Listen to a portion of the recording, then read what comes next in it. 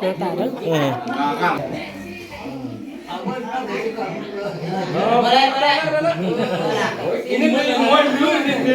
จะได้มาจะได้เมาไหมจะได้เมาเลย1 2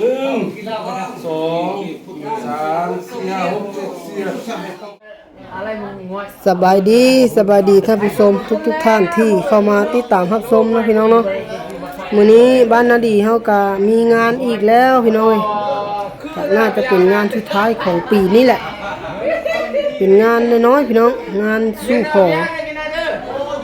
อเมียแต่ว่าเพิ่นผู้แขนเลยพี่น้องผู้แขนน้อยเลยหรือเอิ้นว่างานสู่ขอเนาะถ้าฟังลาวก็จะเอิ้นว่า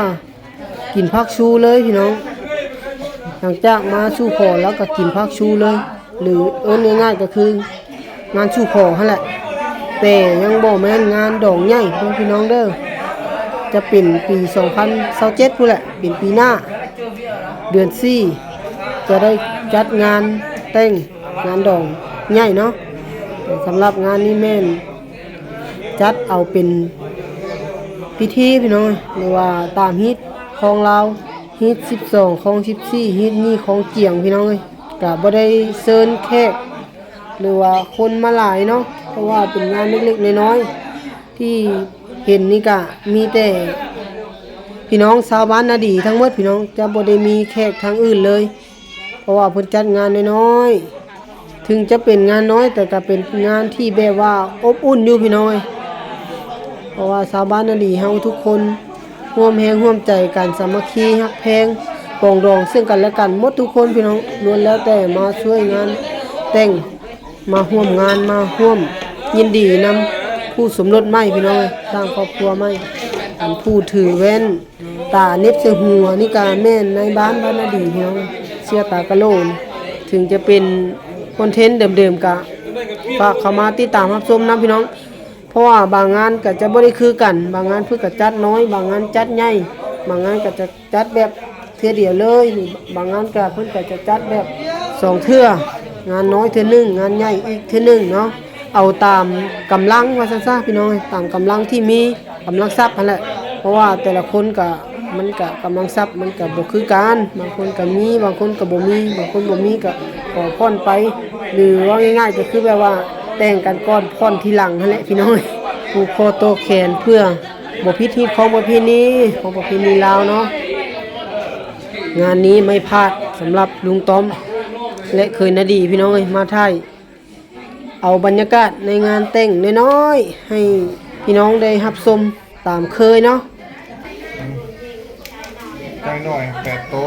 เรีย35ลังตามฮิตของประเพณีลาวเนาะไก่ไงบ่เอาบ่เอาไก่ใหญ่ก็บ่เอาได้ต้องเป็นไก่น้อยอย่างเดียวไก่ไงมันแพงเพราะว่าตามฮิตของเนาะพี่น้องเนาะงานสู่ขอเป็นงานน้อยๆพี่น้องเพิ่นจัดแบบน้อยๆเอิ้นว่าพักชูกินพักชูเอิ้นว่างานสู่ขอเพิ่นก็เลยเว้ารวมว่าแม่นเพิ่นก็เลยว่าเอิ้นว่าเดือน4ปีหน้าแม่นบ่2026เนาะปีหน้าแม่นแหละเนาะปี2027กินดองใหญ่พี่น้องเอ้ยอันนี้เพิ่นเอิ้นว่า2570เอิ้นว่ากินผักซูภาษาลาวเอิ้นว่ากินผักซูพี่น้องเอ้ยถ้าอยู่ไทยเพิ่นเอิ้นอยู่ไทยเพิ่นก็จะเอิ้นว่างานสู่ขอ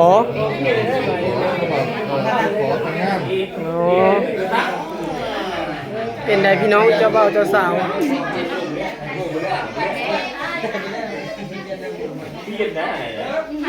เจ้าบ่าวเจ้าสาวอุดมสมบูรณ์มากฝนฟ้าคือสิตกต้องตามฤดูแล้วปีนี้น้ำท่วมแท้แล้วปีนี้สมบูรณ์เนี่ยปีนี้ให้หน้าตะกานี่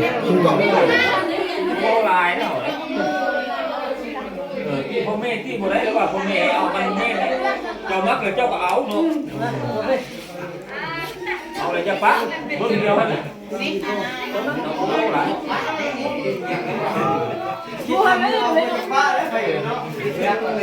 เอาเลยจะปักดูฮะก็มาเลยให้รุ่นบ่าวจะปัก แต่ผู้บริหารเขาปลูกให้เขาวะเดี๋ยวมันไม่มีอะไร ไม่มีเขาก็ปลูกแล้วขอแบบ พ่อแม่เป็นยังไง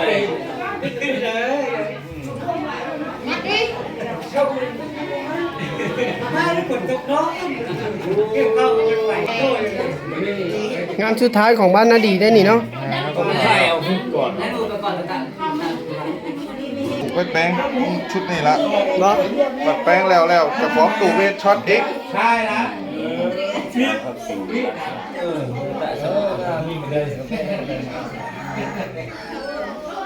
วิธีป้อนไข่เจ้าบ่าวเจ้าสาวต้องเอามือไขว้กันพี่น้อง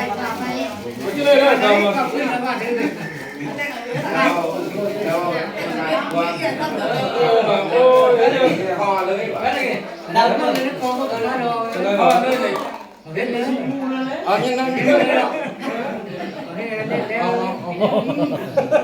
เดี๋ยวตาเด้อ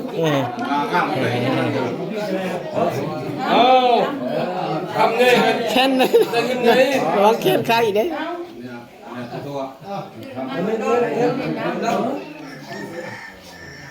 เราจะหมดเหรอเขาได้ไหมโอ้เจาะอันนี้ก็ได้ละเนี่ยมัน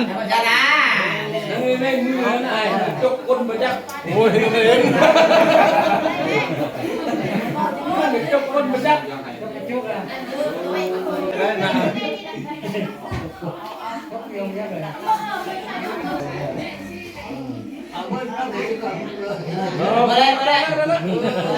อีนี่มันมวยลื่นเนี่ย จะได้เมาจะได้เมาไว้จะได้เมาเลย มาจับเขาเลยหนึ่งสองสามสี่ห้าหกเจ็ดเขาลื่นเป็นหางไม้สายทุนยังไงมันทางนี้เอาเสมอพอเลย เชียวอัดเข้าเด้ออัดติดเลยนะ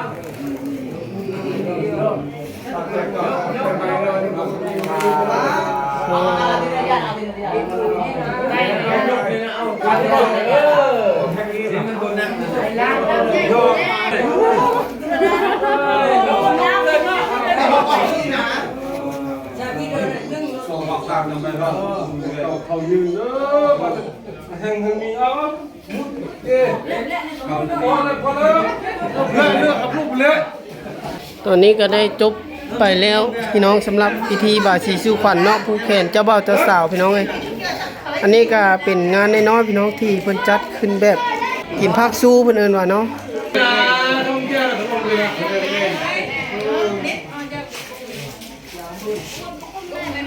ส่งตัวเจ้าบ่าวเจ้าสาวเข้าเฮือนหอพี่น้องก็ตามฮิตของประเพณีเนาะพี่น้องเนาะฮิต12ของ14พี่น้องเอ้ยสำหรับงานนี้ก็ถือว่าจบแบบบริบูรณ์พี่น้องเอ้ยจบส่งท้ายเจ้าบ่าวเจ้าสาวเข้าเฮือนหอก็ถือว่าจบพี่น้องสำหรับงานน้อยๆมื้อนี้งานดอกงานชูขอเนาะพี่น้องจบคลิปพี่น้อง